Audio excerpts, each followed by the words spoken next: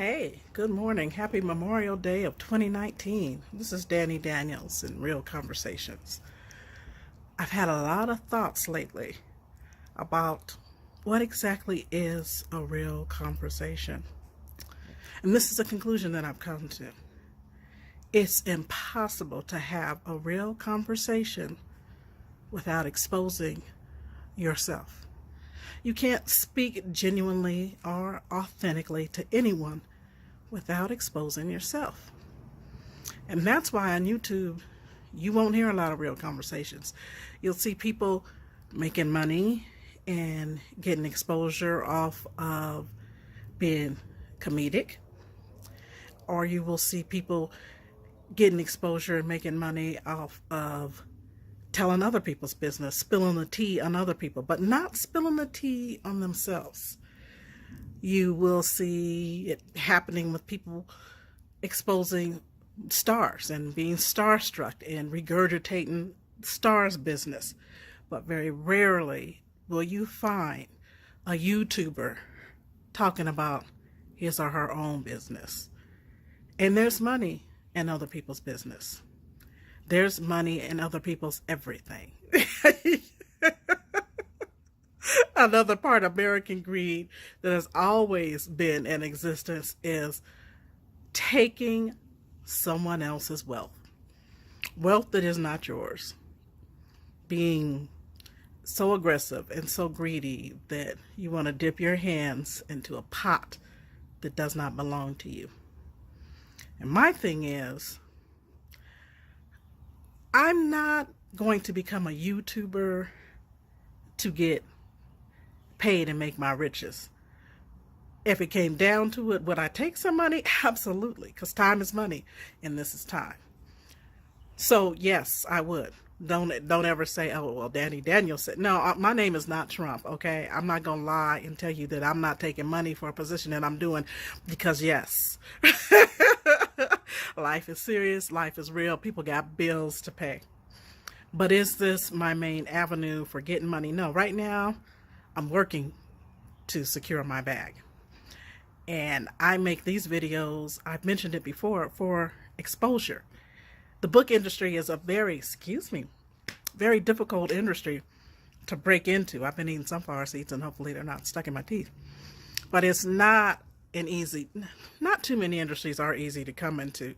Sales, it might be easy to get your foot in the door in sales because that's part of the circle that goes around.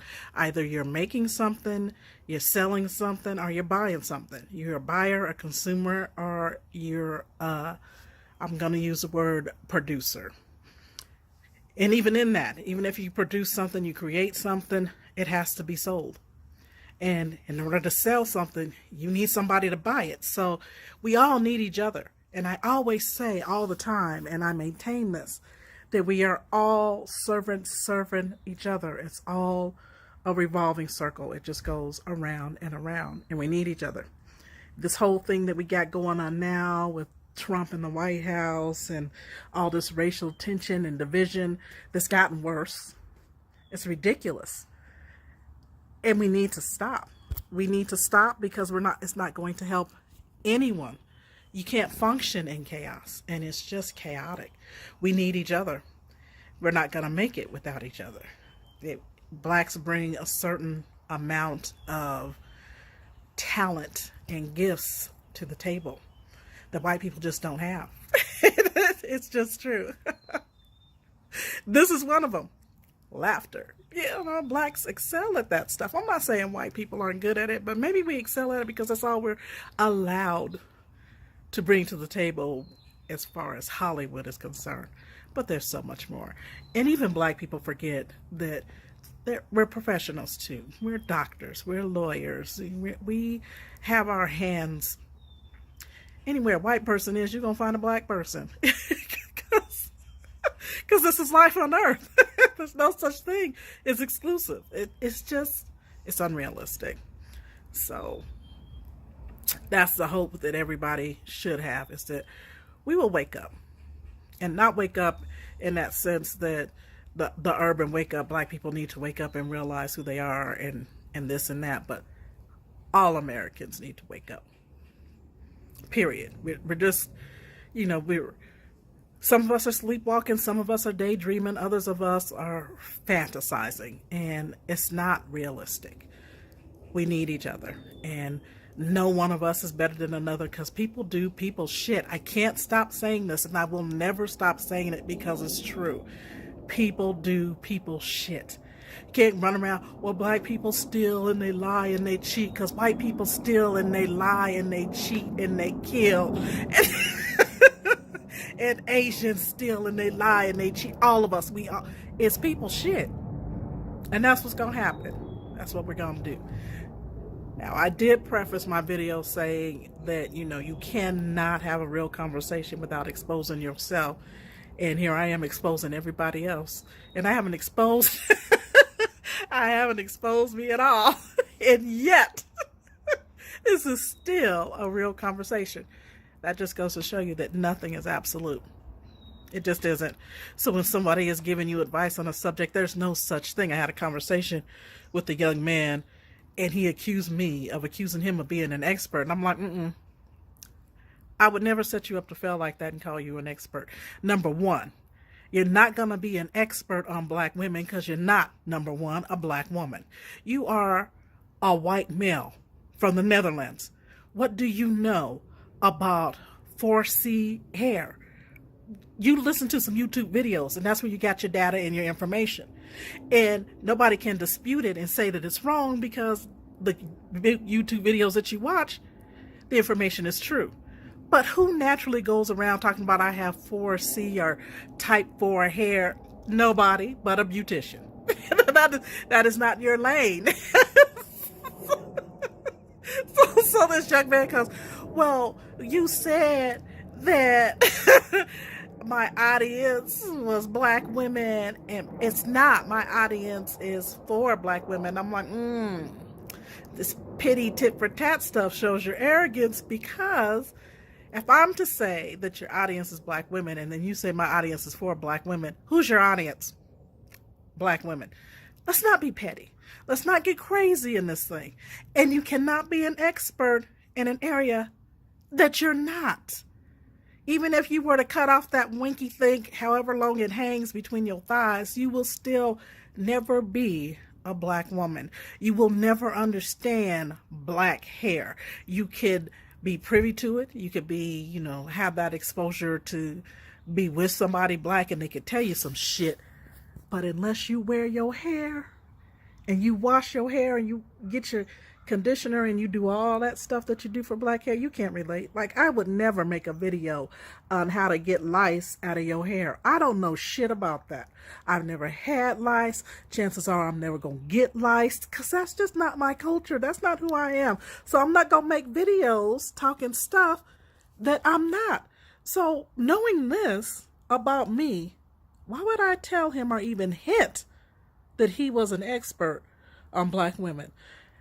And that's another thing that just tells me people, and not just him, but I've grown up knowing this. People will tell you shit and want you to believe it and get angry when you don't. Now, I can't be hoodwinked and bamboozled about my culture, because I know my culture. And I'm not an expert on my culture. I live this shit. I'm still learning stuff. So let's just stop playing. That's my whole thing. Not that I'm bitching or anything, because I'm really not. I'm just like, let's not be so arrogant that we believe that we know more than someone who was walking that life and living that life. You can't tell me how to give birth to a baby when you're a man. You can't tell me how to give birth to a baby when you've never given birth to a child. You can't tell me what it's like to have a menstrual cycle when you've never had a menstrual cycle. So, and when I was younger, I have 2 children. And my sister told me one time, her daughter was doing some fuck shit, okay? So I'm telling her, well, this is what I would do. And she tells me, you can't tell me anything because your kid is bad as fuck. And I'm like, you know what? That's why I can tell you some shit, because I done seen some stuff. The condition of my situation has authorized me to reveal some stuff to you so that you don't have to go through it, because I've been there first. Listen or don't. It's up to you. All I can do is submit to you something, and either you're going to apply it to your life and make it work for you or not. And even if you apply it to your life, it can still not have the result that you want, because this is an individual thing. You can't understand the thought process of someone else. You can't understand what motivates someone else to make a decision that they make, because you're not that person. So unless you're that person, you will never, ever know. And a lot of times, even that person doesn't even fully understand why they're making the decisions that he or she has made. It might come from an emotional place. It might be from some exposure to someone else that they saw go through it. And so they say, well, they did it this way. I'm going to do it that way because I want a different result. You just don't know. Just when I was going to church, and I just loved it, because I don't know if I read it in the Bible. I can't remember. I've forgotten a lot of stuff that I read in the Bible, but this stuck with me. Some things just stick with me and they resonate within me. And what's in my head is, there are some things that you need to pray over. And there are some things that are going to happen whether you pray over them or not. But in all seasons, stay prayed up, because you never know. Sometimes you're going to have to pray for a thing to happen. Sometimes you're not going to have to pray and that thing will happen. And sometimes you will pray and that thing still won't happen. So prayer is not, you can't always just say, well, just pray over it. And if you pray over it, this is going to happen. Prayer is not magic. Spirituality and a relationship with God is not magic. There's some principles that you can stand on. Sure, you stand on those principles, things are going to come to fruition. But you cannot predict the future. You can always hope. Never lose hope. Always have hope, because you never know. And for me, the most wonderful thing about my walk and my life in depression, because I know a lot of people who are depressed, I don't get it. And that's a blessing for me. And I'm glad I don't get it, because me not getting it doesn't mean that depression doesn't exist, because it does exist. The fact that I don't get it is my blessing. And when I say I don't get it, I don't succumb to it. Yes, I do get depressed. I tell myself I'm going to be depressed for this amount of time. Where did I get that from? And no, I'm not this Bible-toting, I am an ordained minister, but I've come a long way. I've grown in my relationship with Christ. And I know that word that's on the street, the King James Version or whatever, I don't believe that is the word of God and that's it and that's all. No, but I believe that there's some truth into it. So it is I like to call it's a good tool. It's a good guideline, but there's more to it. And God is still talking today. I still get a word of knowledge whispered in my ear on a regular daily basis. And I stay in fellowship with God on a regular daily basis. And I stay having a prayer life because it's important. It gives me hope. A life of hopelessness is just despair. And a lot of depressed people, their lives are full of despair. They feel hopeless. They feel helpless, and they are, and I've spoken this before, they are heavy people to carry, very, very heavy. And if you are healthy and you're happy and you're whole and you get involved with a bipolar person, oh my God, they'll damn near destroy you, because they are heavy and they don't do it intentionally. So you can't hate on them and say, I hate you because you're doing this to me, and I'm here for you, and I'm the only one here for you. I'm doing this for you, and I'm doing that for you. And you just leak out constantly. It's like you got a hole in the pot, and you pour water in, and the water just pours right out. And you're constantly needing something. And then you have a moment where you're really, really high, and you're really, really happy. And even in those moments, you're still draining, because you want me to hang on to everything you say and listen to everything you say. And I don't want to listen to everything you say. And I'm not this excited about some article you read or some movie you watched. It's just not that big for me, because they will take a thing and blow it up, and it will be cinematic. And then they'll give it to you, and they expect you to start to jumping up and down and doing hula hoops and jumping jacks, and you're like, I'm not feeling all that. Okay, fine. But it's also, too, they want to control and manipulate. And nothing you do is good enough. It's draining. So I would say, and I would submit to anybody who has someone in their life like that, don't feel guilty about taking a break. You're going to need a break. Do you think your car is feeling guilty because it ran out of gas? It don't feel guilty because it ran out of gas. Not, it's, it's an inanimate object, so it can't have emotions anyway. But, my point is, your car is not going to work for you if you don't replenish the gas. And we are just like that. We have to replenish ourselves. And if you allow somebody to just pull on you and drain you and take all of your essence out of you, you need to be responsible for you. You need to take your break when you can get a break, and don't feel guilty about it. And if they say, well, if you love me, and that's another thing, I can't stand that. It's one of the biggest manipulation tactics out there ever is, if you love me, you would. I still love you, and I said no. You gotta have boundaries in this thing.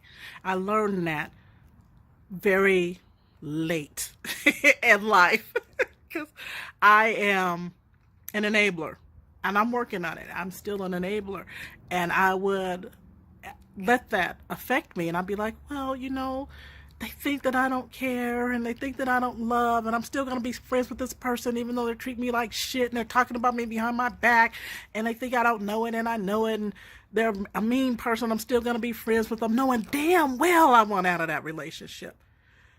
Knowing, and not only do I not know it, but I have actively tried to get out of the relationship and was manipulated to stay in, knowing it wasn't healthy for me. These types of things, it's just, you got to start paying attention to what you're saying yes to. Because, and if you really believe in the scriptures, and there's a scripture that says the Lord won't put no more on you than you can bear. I know some people, bless their hearts. Well, the Lord won't put any more on me than I can bear, so apparently I can bear this. Okay. So you're going through some stuff, and it's getting on your nerves. You got a headache, your spirit is heavy, and it's starting to depress you, and you don't know what to do. You're just exhausted, but you're telling yourself that the Lord said he won't put more on you than you can bear. I believe that to be true. The Lord ain't putting all that on you. You're putting that on you. You're telling yourself that you can bear all of that stuff. So go ahead, bear it. Go ahead, break your back. Don't blame God. That's on you. And if you say you can bear it, do it. Because your body will let you know when you've had enough. Your body will let you know when you need to sleep. Your body will let you know when you need to eat. Your body will let you know when you need to exercise. And if you don't listen to your body, you have your reward. That's all I can say. I had a friend that's like, well, I prayed to God and I'm still fat. You still eating? Yep. You still eating all them carbs? Yep. You still consuming all that sugar? Yep. Are you getting up exercising? No. But you prayed to God and you're waiting for him to answer your prayer. He already answered your prayer. You have full activity of your limbs. They got all kinds of free gyms out there. And if you can't afford to go to a free gym, turn on your TV. They got free exercise programs. Oh, but you can't afford to turn on the TV because you couldn't afford the TV and you don't have a TV? Well, you ain't stupid. You know how to walk in place. You know how to jog. You know how to do sit-ups. There is no excuse. There isn't any. You're fat because you choose to be. People don't want to hear stuff like that. See, people don't want to deal with folks like me. I don't have time to placate everybody. Yes, I said I'm an enabler, but I do not always placate. I will tell you the truth. And if the truth is going to set you free, are you going to become a prisoner of ignorance? That is your choice. Too many people want to blame God. And too many people in the church don't know how to pray for themselves. They always run into somebody else. Will you pray for me? Will you do that? Will you please pray for yourself? Will you please get yourself together for yourself? Will you please live your life? It was given to you, not me, because you're you and I'm me. So I'm doing me so beautifully. Thank you very much. So what you gonna do with yourself? Now it's been 20 minutes, so I'm going to end this video, and later I'm going to talk about some more stuff. And yes, Dani Daniels will be exposing Dani Daniels. I can only give what I got. And I make these videos not just to promote my book. What Manner of Love is this, by the way? I make them also for my really good friend, because she seems to enjoy them so much. She's like, and what you gonna record today? She's like the wind beneath my wings. I'm telling you, I just love me some Mary Elizabeth. And I'm like, well, I'm gonna talk to Mary Elizabeth today. So, Mary Elizabeth, what's up? I hope everybody has a friend to encourage them to put themselves out there and do something for your life. Do something that makes you happy and become a better you. Be blessed. Bye.